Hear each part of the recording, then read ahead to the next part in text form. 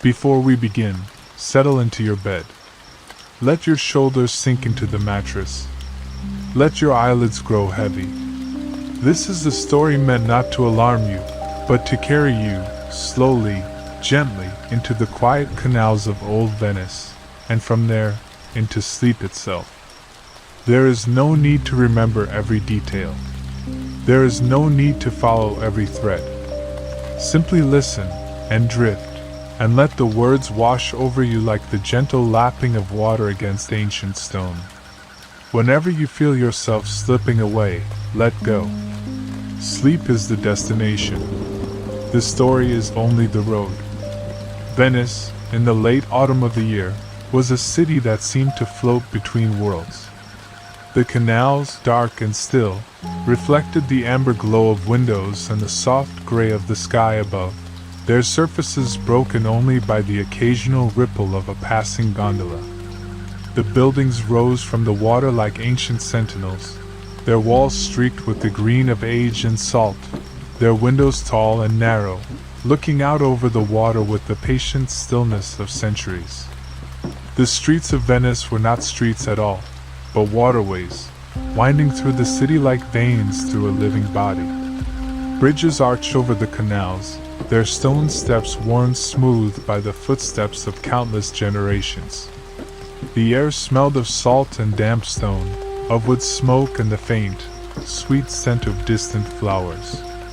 Somewhere in the heart of the city, in a quiet corner where the canals grew narrow and the buildings leaned close together, there was a workshop. It was not a grand workshop, not the kind that attracted the attention of nobles or merchants seeking fine maps. It was a modest room, its windows looking out over a small canal, its walls covered with shelves of rolled parchment and leather-bound books. Inside, the air smelled of ink and paper and the particular, faintly sweet scent of old vellum. A large wooden table dominated the center of the room, its surface stained with ink and worn smooth by years of use. And at that table, bent over a sheet of parchment, sat an old man. His name was Matteo, and he had been making maps for more than 40 years. Matteo's hands were not the hands of a young man. They were thin and veined, the skin stretched tight over prominent bones, the fingers slightly crooked from years of holding a pen. But they were hands that had drawn the world, hands that had traced coastlines and rivers and mountain ranges, hands that had brought distant lands to life on sheets of parchment. He did not think of his work as art. To him, it was simply what he did, the careful, patient work of recording what he saw, of translating the vast and complicated world into something that could be held in the hands and studied at leisure. On this particular evening, Matteo was not working on a new map. He was not adding detail to an old one. He was simply sitting at his table, his hands resting on the worn surface, his eyes half closed, listening to the soft sounds of the city outside his window. It was a sound he had grown accustomed to over the years, the quiet, constant presence of the city, the steady rhythm of water and stone and time. It was a sound that had become as familiar to him as his own breath, a sound that he had learned to hear in his bones, the way other people learn to hear music. There was one map in the workshop that Matteo loved above all others. It was not the most beautiful map, nor the most valuable, nor the most accurate. It was a map of Venice itself, a small, detailed rendering of the canals and bridges and alleys of the city he had called home for more than 40 years. He had begun the map when he first arrived in Venice, a young man with nothing but a few coins and a head full of dreams. He had walked every street, rode every canal, climbed every bridge, and he had drawn it all, carefully, painstakingly, with the particular attention of someone who was learning to love a place, one detail at a time. The map was not finished. It would never be finished. Every time Matteo walked through the city, he noticed something new, a hidden courtyard, a forgotten well, a pattern of light on the water that he had never seen before. He would return to his workshop and add the detail to the map. A small stroke of the pen, a tiny correction, a new layer of meaning. Over the years, the map had become a palimpsest, a layered document, each layer representing a different moment in his life, a different way of seeing the city, a different understanding of what it meant to belong to a place. The ink was faded in some places, dark and bold in others, and the paper had grown soft with handling, its edges frayed from years of being rolled and unrolled. It was not a map that would ever be sold. It was not a map that would ever be displayed. It was simply his, a quiet, patient conversation with the city he loved. A soft knock at the workshop door broke Matteo's reverie. He did not rise immediately. He was too old to rush, too accustomed to the slow rhythms of his days to be startled by a visitor. He simply waited a moment, listening, and then called out, "Come in." The door opened slowly, and a young man stepped inside. His name was Lorenzo, and he was the son of a merchant who had been one of Matteo's most loyal customers. Lorenzo had grown up with Matteo's maps on the walls of his father's house, and he had always been fascinated by the old mapmaker's work. "Master Matteo," he said, his voice soft and respectful. "I hope I am not disturbing you." Matteo shook his head slowly. "You are never a disturbance, Lorenzo. Come, sit down. Tell me what brings you here." Lorenzo settled onto a stool near the table, his eyes moving across the room, taking in the familiar sight of the mapmaker's workshop. "I have come to ask you something," he said. "Something I have been thinking about for a long time." "Ask then. I will answer if I can." "Will you teach me? Will you teach me to make maps?" Matteo was silent for a long moment. He looked at Lorenzo, and he saw something in the young man's eyes, a quiet determination, a hunger to learn, a desire to understand not just the craft of mapmaking, but the deeper meaning that lay beneath it. "The art of mapmaking," Matteo said slowly, "is not about lines on paper. It is about learning to see. It is about learning to pay attention, to notice the small details that others overlook, to understand that every place has its own rhythm, its own voice, its own story." Lorenzo nodded. "I understand." "Do you?" Matteo asked. "The world is full of people who think they understand, but who have never taken the time to sit still, to watch, to listen. Mapmaking is not a thing that can be learned quickly. It is a practice, a discipline, a way of being in the world. It requires patience, infinite patience." "I have patience," Lorenzo said. Matteo smiled, a slow, tired smile that reached his eyes. "Then perhaps you are ready. Come back tomorrow, and we will begin." The next morning, Lorenzo arrived at the workshop before the sun had fully risen. Matteo was already at his table, a fresh sheet of parchment laid out before him, a pot of ink ready at his side. "Sit," he said, gesturing to the stool across from him.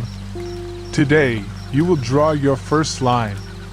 Lorenzo sat, his hands trembling slightly with anticipation. He reached for the pen, but Matteo stopped him. "Not yet," he said. "First, you must learn to see. Tell me what you see outside that window."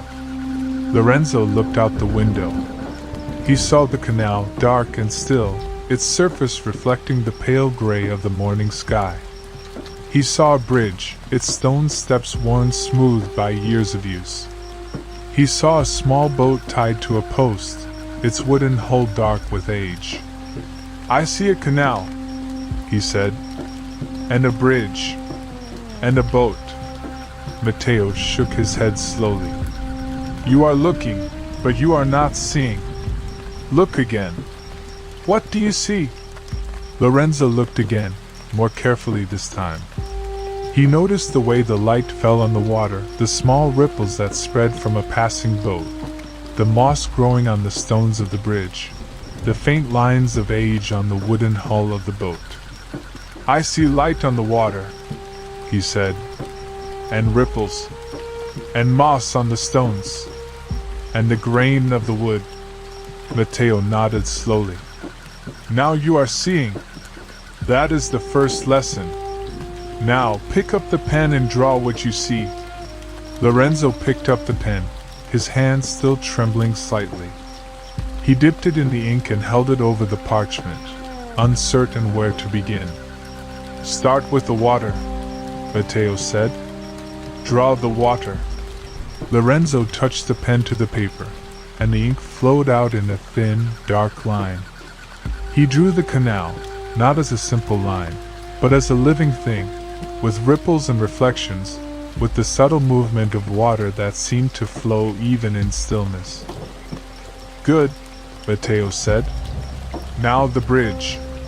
Lorenzo drew the bridge, its arch curving gracefully over the water, its stones textured with age. He drew the boat, its hull dark and solid, its ropes tied to the post. He drew the moss, the light, the shadows, the small, quiet details that had been invisible to him before. When he was finished, he looked at his drawing, and he felt a small, quiet pride. It was not beautiful. It was simple, rough, unpolished. But it was honest. It was real. You have learned the first lesson, Matteo said. You have learned to see. Tomorrow, we will learn the second. What is the second lesson? Lorenzo asked. Matteo smiled. Tomorrow, he said, you will learn to wait. Map-making, Matteo explained over the following days, was not a thing that could be rushed. It required patience, persistence, a willingness to sit with uncertainty and let the work reveal itself in its own time. Lorenzo learned to wait. He learned to sit at the table for hours, watching the light change on the water, waiting for the right moment to put pen to paper. He learned to let the lines find their own way, to trust the process, to allow the map to emerge slowly, like a flower opening in the sun. It was not easy. Lorenzo was young, and he was used to things happening quickly, to results appearing as soon as he willed them. But Matteo was patient, and he guided Lorenzo through the slow, careful work of learning to wait. Patience is not passivity, Matteo said, one afternoon, as they worked together on a map of the canal. It is not a lack of effort. It is a deeper kind of effort, a trust that the work will reveal itself, a willingness to let go of the need for control. Lorenzo thought about this. He thought about all the times he had been impatient, all the times he had rushed through things, all the times he had missed something important because he had not been willing to wait. He was beginning to understand. The ink Matteo used was not ordinary ink. It was a special mixture, made from the soot of Venetian chimneys, the sap of local trees, and the water of the canals themselves. It was a dark, rich ink, with a depth and warmth that ordinary ink could never match. Lorenzo watched as Matteo mixed the ink, his hands moving with the slow, careful precision of long practice. He added a pinch of something, a drop of something else, and the ink seemed to come alive, its surface gleaming with a faint, almost imperceptible sheen. This is the ink of the city, Matteo said, holding up the jar. Every line I draw is made from Venice itself. The soot of its fires, the sap of its trees, the water of its canals. When you draw a map of Venice, you are not just drawing a representation of the city. You are drawing the city itself, its essence, its life, its soul. Lorenzo took the jar, holding it in his hands, feeling its weight. He thought about all the maps Matteo had made over the years, all the lines drawn with this ink, all the lives that had been shaped by the maps that had come from this workshop. He was beginning to understand. After many weeks of practice, Lorenzo was ready to draw his first complete map. It was not a map of the world, nor a map of Venice, but a simple map of the canal that ran past Matteo's workshop, a small, modest thing, but his own. He worked on it for days, drawing and redrawing, correcting and adjusting, trying to capture the essence of the place he had come to know so well. Matteo watched him work, offering occasional advice, but mostly letting Lorenzo find his own way. When the map was finished, Lorenzo held it up to the light, examining it with a mixture of pride and uncertainty. It was not perfect. There were smudges, uneven lines, places where the ink had bled slightly. But it was honest. It was real. "It is good," Matteo said. "It is not perfect, but it is good. It captures something of the spirit of the place. That is what matters." Lorenzo felt a small, quiet joy. He had made something of his own, something that mattered, something that would last.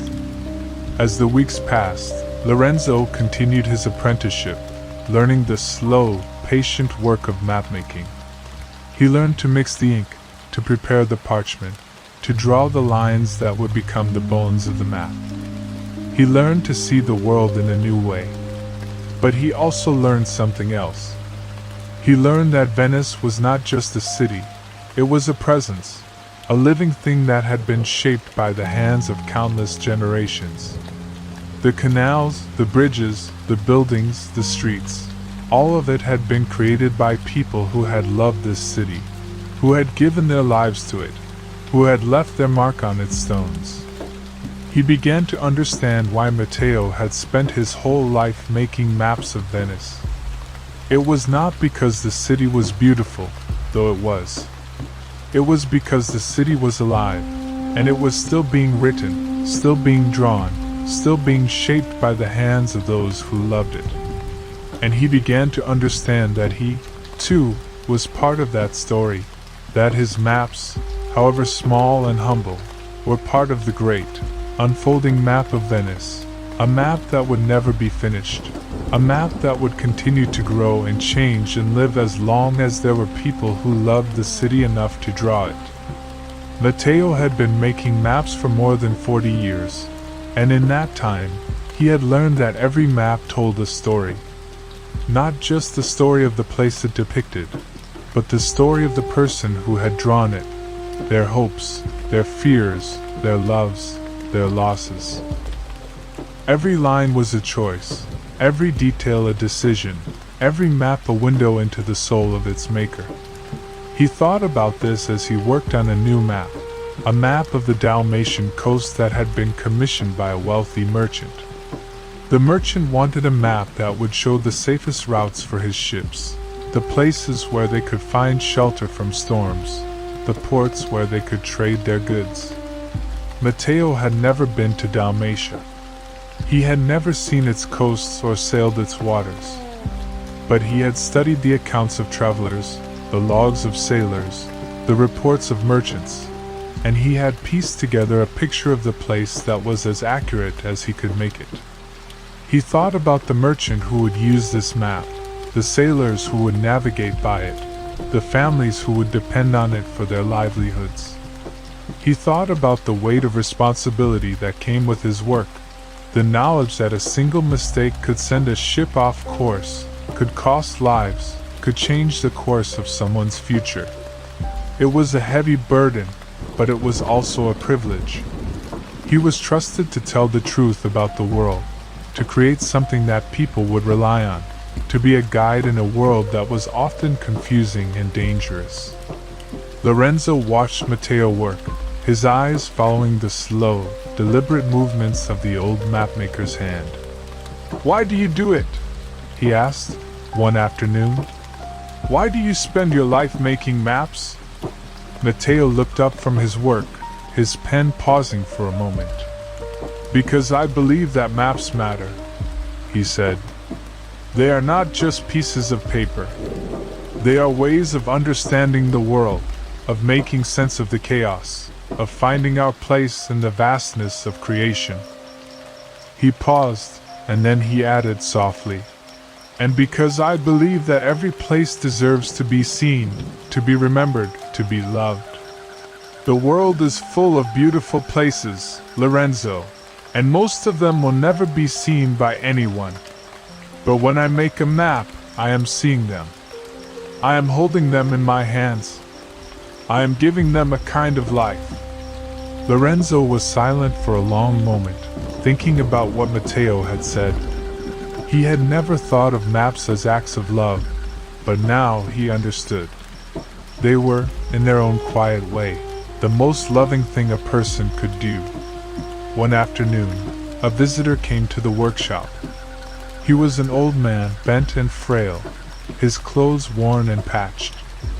He carried a rolled parchment under his arm, and his eyes were full of a quiet, urgent hope. "Master Matteo," he said, his voice trembling slightly, "I have heard that you are the best mapmaker in Venice. I have come to ask for your help." Matteo gestured for the man to sit down, and he listened as the man told his story. He had been a sailor in his youth, he said, and he had traveled to many distant lands. He had kept a journal of his travels, and he had drawn rough maps of the places he had visited. But now he was old, and his eyes were failing, and he could no longer read his own journals. He wanted to have a proper map made of his travels, a map that he could pass on to his grandchildren, a map that would tell the story of his life. Matteo took the man's journals and examined them carefully. The drawings were rough and unpolished, but they were full of a kind of honesty that moved him. These were not the maps of a professional cartographer, but the maps of a man who had loved the world and wanted to remember it. "I will help you," Matteo said. "I will make a map of your travels, a map that will tell your story for generations to come." The old man's name was Antonio, and he had been a sailor for more than 40 years. He had sailed to the coasts of Africa, the islands of the Mediterranean, the ports of the Levant. He had seen things that most people could only dream of, and he had carried those memories with him for all his life.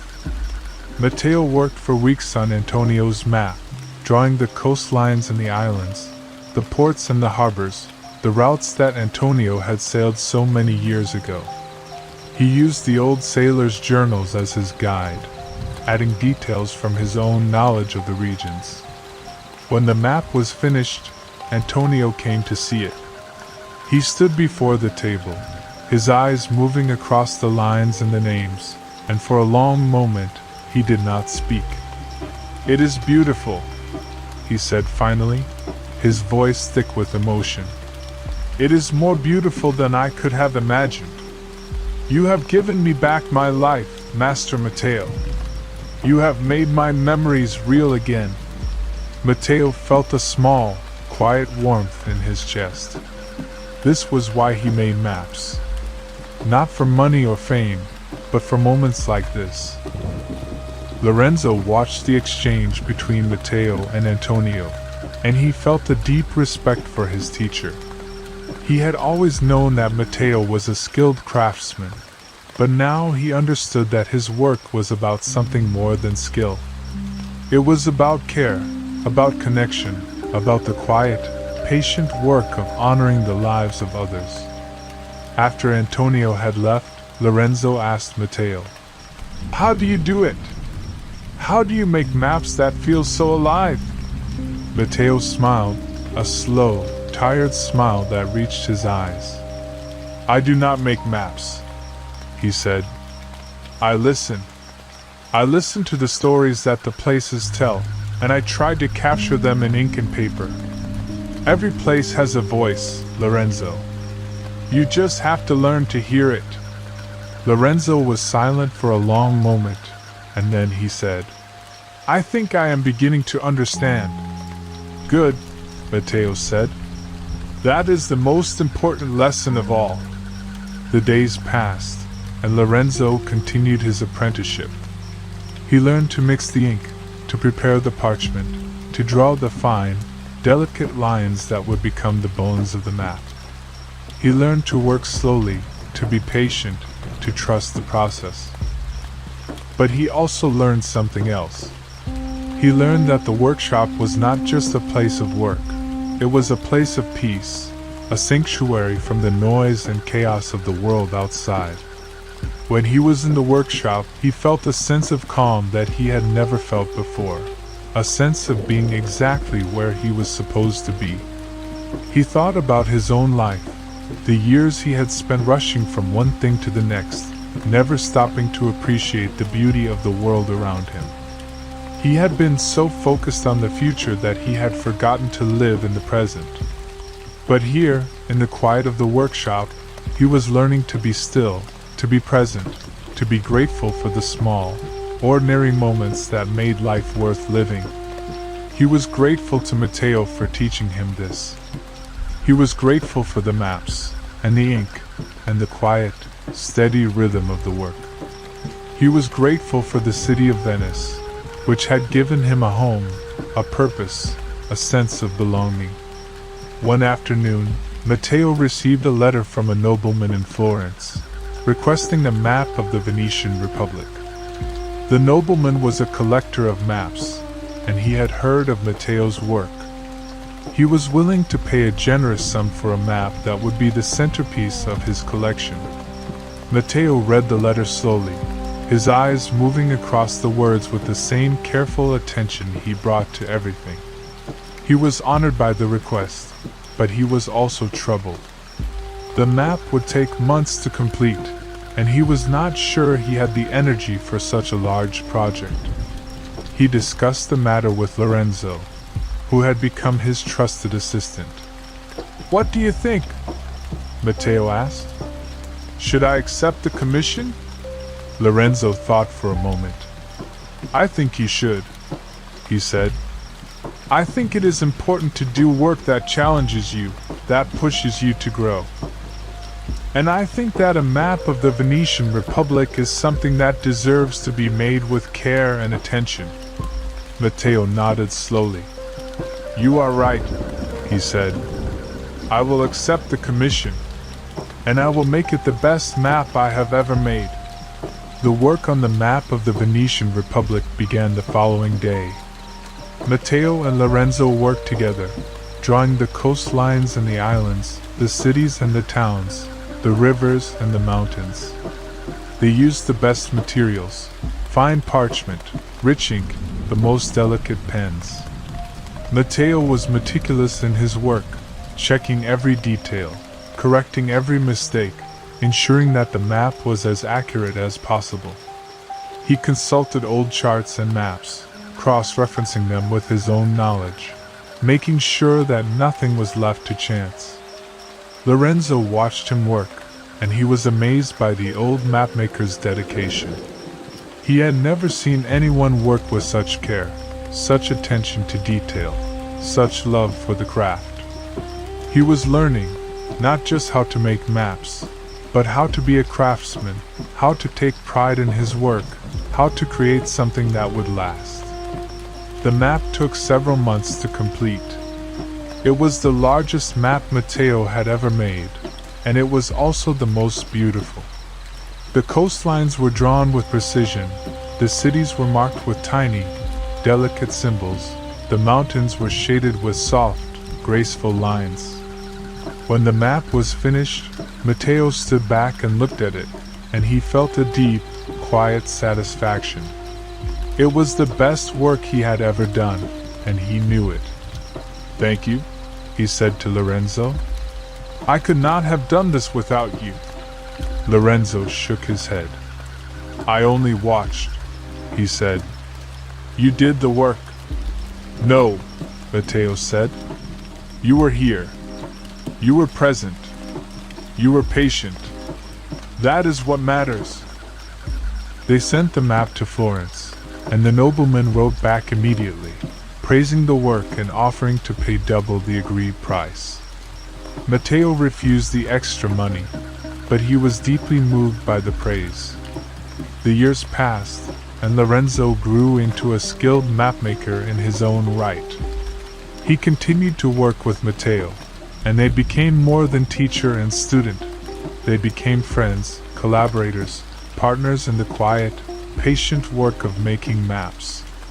Matteo grew older, and his hands grew less steady, his eyes less sharp. But he continued to work, continued to draw, continued to create. He could not imagine a life without maps, without the careful, patient work of bringing the world to life on paper. He thought about his own map of Venice, the one he had been working on for so many years, and he felt a small, quiet satisfaction. It was not finished, and it would never be finished, but it was his. It was a record of his life, his love for the city, his understanding of the world. He thought about all the people who had come to his workshop over the years, all the stories they had shared, all the maps he had made for them. He thought about Antonio, the old sailor, and the map of his travels. He thought about the nobleman in Florence, and the map of the Venetian Republic. He thought about Lorenzo, and the maps they had made together. He was grateful for all of it, for the work, the people, the years, the city. He was grateful for the quiet, steady rhythm of his days, the simple pleasure of doing work he loved, the deep satisfaction of creating something that would last. He was grateful for the map of Venice, the one that would never be finished. It was a map of his life, a map of his heart, a map of everything he had loved and lost and found again. One evening, as the sun was setting over the canals of Venice, Matteo sat at his table, his hands resting on the worn surface, his eyes half closed. He was not working. He was simply being, present in the moment, grateful for the life he had lived. Lorenzo was in the workshop, working on a map of his own. He had become a skilled mapmaker, and Matteo was proud of him. "Master Matteo," Lorenzo said, breaking the comfortable silence. "Can I ask you something?" "Of course." "What is the most important thing you have learned in all your years as a mapmaker?" Matteo was silent for a long moment, and then he said, "I have learned that the world is full of beauty, and that the most important thing we can do is to notice it. We are all mapmakers in our own way. We are all drawing the maps of our lives, one moment at a time. And the most important thing is to pay attention to the small details, to the moments of grace, to the quiet, ordinary beauty that surrounds us every day." He paused, and then he added softly, "That is what I have learned, and I am grateful for every moment of it." Lorenzo was silent for a long moment, thinking about what Matteo had said. He looked at the map he was working on, a map of the canal that ran past the workshop, and he saw it with new eyes. It was not just a map of a place. It was a map of a life, his life, Matteo's life, the life of the city itself. He thought about all the people who had lived in Venice over the centuries, all the lives that had been lived and lost and forgotten. He thought about the mapmakers who had come before Matteo, the ones who had drawn the maps that had guided ships and traders and travelers for generations. He was part of that long, slow story now. He was a mapmaker, just as Matteo was a mapmaker. He was drawing the world, one line at a time, and he was learning to see it, to love it, to be present in it. He was grateful for that. He was grateful for Matteo, and for the workshop, and for the city of Venice. He was grateful for the quiet, patient work of making maps, and for the lessons it had taught him about life. He picked up his pen, dipped it in the ink, and began to draw. The map of Venice lay on Matteo's table, as it had for more than 40 years. It was a palimpsest of memories, layers upon layers of ink, each one representing a different moment in his life, a different way of seeing the city. He had added to it again that morning, a small detail he had noticed on his walk to the workshop. A hidden courtyard he had never seen before, tucked away behind a faded door, its walls covered in climbing roses and its fountains still flowing. Lorenzo had watched him add the detail, and he had felt a small, quiet wonder. He had lived in Venice his whole life, and he had never seen that courtyard. But Matteo had found it, had noticed it, had given it a place on his map. "How do you do it?" Lorenzo asked. "How do you keep finding new things in a city you have known for so long?" Matteo smiled. "Because Venice is alive," he said. "It is always changing, always growing, always revealing new secrets to those who are willing to look. The city is not a fixed thing, Lorenzo. It is a living, breathing presence, and it rewards those who pay attention." The map was not the only record of Matteo's life. There were other documents, other traces of the years he had spent in this city. Letters he had received, a few sketches, a small collection of books that he had read and reread so many times that their spines were cracked and their pages soft with handling. But the map was the most important of them, the one he returned to again and again. He had drawn his first line on the map when he was 22 years old, a young man with nothing but a few coins and a head full of dreams. He had drawn the canal that ran past his first lodging, a small room in a crumbling building near the Rialto. He had drawn the bridge he crossed every morning on his way to work, and the market where he bought his bread, and the church where he sometimes sat in the quiet of the evening. Over the years, the map had grown. He had added the canals and bridges and alleys he had discovered on his long walks through the city.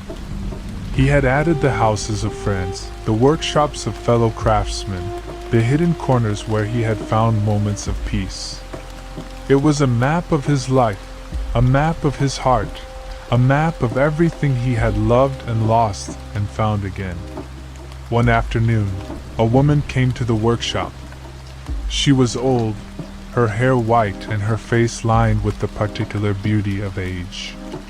She carried a small, worn piece of paper in her hand, and her eyes were full of a quiet, gentle hope. "Master Matteo," she said, her voice soft and kind, "I have heard that you make maps of Venice. I have come to ask for your help." Matteo gestured for her to sit down, and he listened as she told her story. She had been born in Venice, she said, but she had left the city when she was young, and she had not returned for many years. Now she was old, and she wanted to find the house where she had grown up. She had brought a small drawing, a rough sketch of the house as she remembered it, a narrow building with a green door, a small balcony overlooking a canal, a window where her mother had sometimes sat and watched the boats pass by. Matteo studied the drawing carefully, and he felt a small, quiet stir of recognition. He knew that house. He had passed it many times on his walks through the city. It was not far from the workshop, in a quiet corner of the city that few people visited. "I know this house," he said. "I can take you there." They walked together through the streets of Venice, the old woman and the old mapmaker, moving slowly through the narrow alleys and across the arched bridges.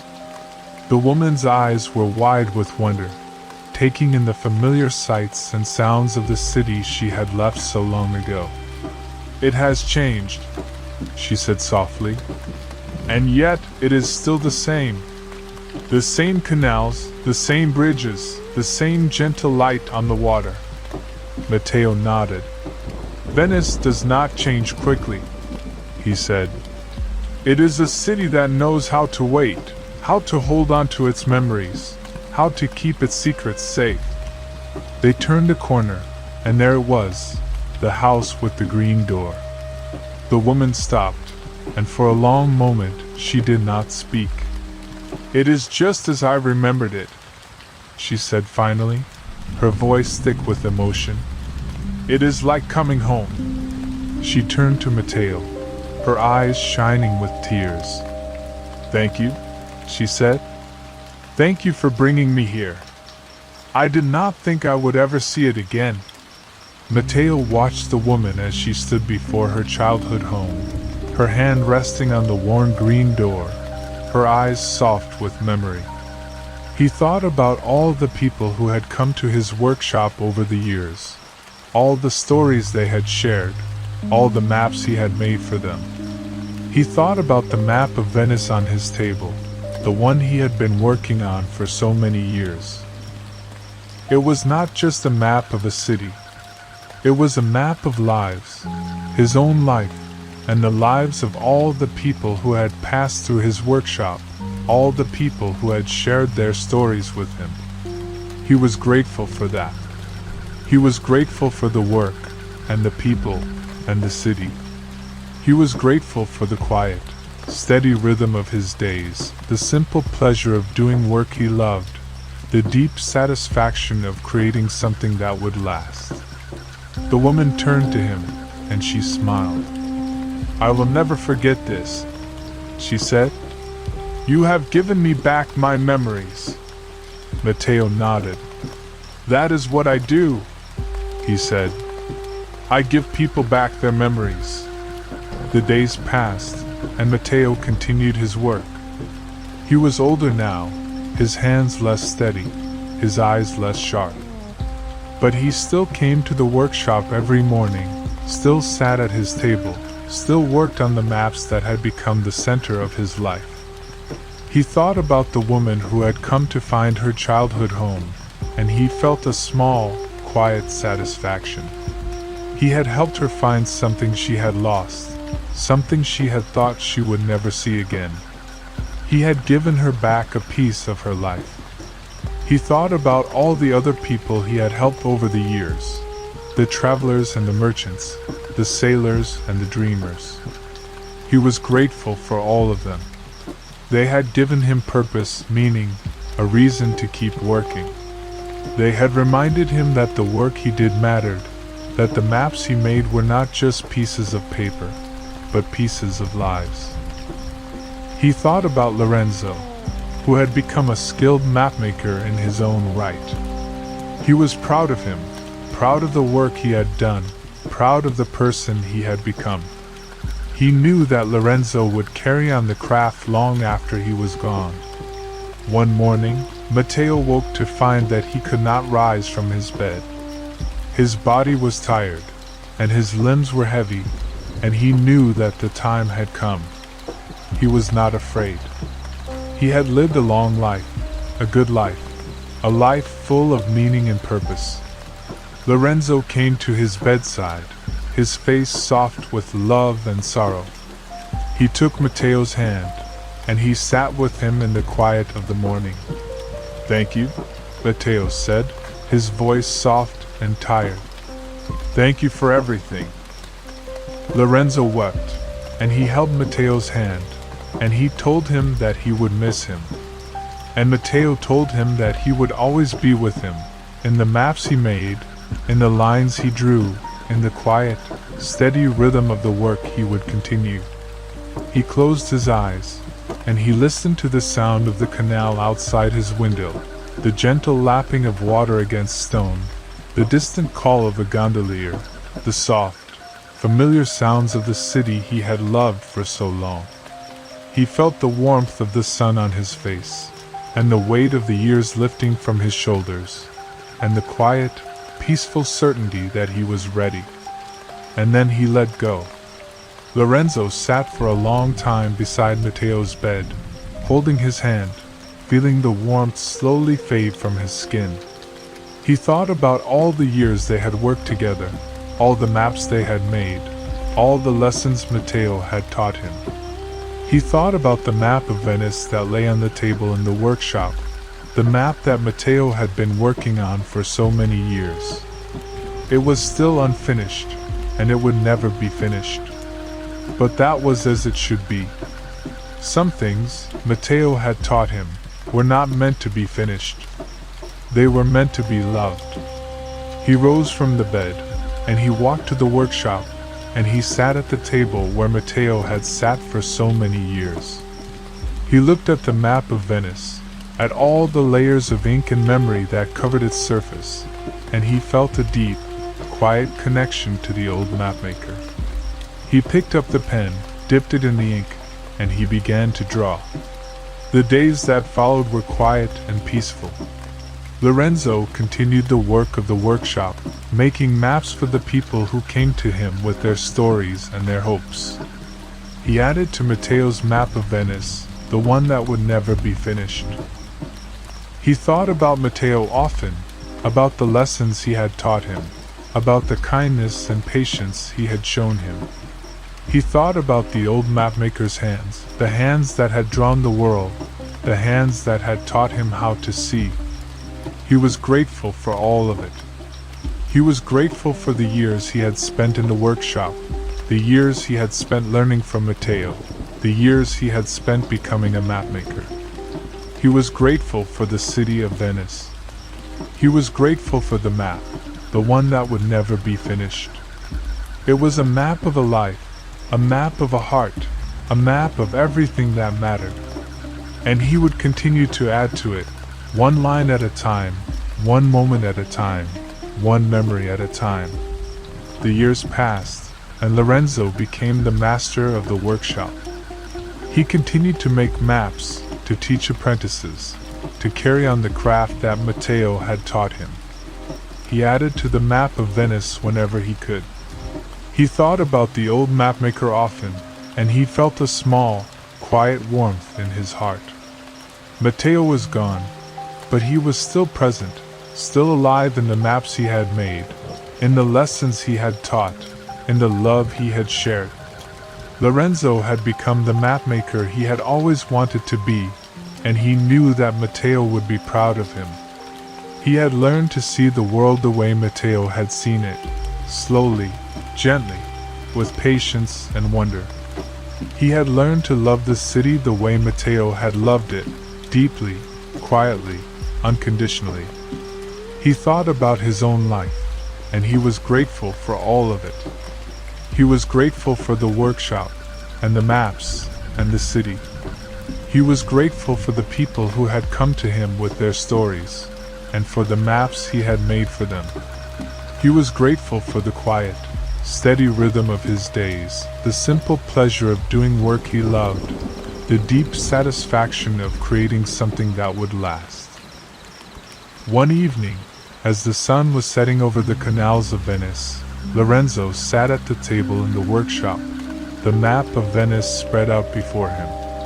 He looked at it, at all the layers of ink and memory, at all the years of love and attention that had gone into its creation. He thought about the first line Matteo had drawn on the map, all those years ago, and he felt a deep, quiet connection to the old mapmaker. They were connected, across the years, by the lines they had drawn, by the maps they had made, by the love they had shared for the city and the craft. He picked up his pen, dipped it in the ink, and he began to draw. A small detail, a tiny addition, a new layer of meaning. The map was not finished. It would never be finished. And that, he knew, was as it should be. If you are still listening, dear listener, you have likely reached the quiet edge of sleep, and that is exactly where this story wants you to be. There is nothing more to tell, nothing more to discover, nothing more to worry about. The canals of Venice continue their gentle flow, the bridges arch over the dark water, and somewhere, in a small workshop near the Rialto, a mapmaker is still drawing, still adding to the map that will never be finished. There is no resolution, exactly, only the continuation of ordinary life, of ordinary days and ordinary nights, of the slow, steady work of mapping the world. And that, perhaps, is the truest kind of story. Not one that ends with a dramatic climax, but one that simply continues, quiet and faithful, long after the listener has drifted into sleep. Good night, dear listener. Sleep well.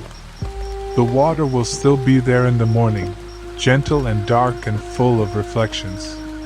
But for now, there is only the soft sound of the canal, and the quiet, steady rhythm of a map being drawn, line by line, moment by moment, by hands that have learned to see. Good night, dear listener. Sleep well. The water will still be there in the morning, gentle and dark and full of reflections. But for now, there is only the soft sound of the canal, and the quiet, steady rhythm of a map being drawn, line by line, moment by moment, by hands that have learned to see. And until we meet again, just sleep.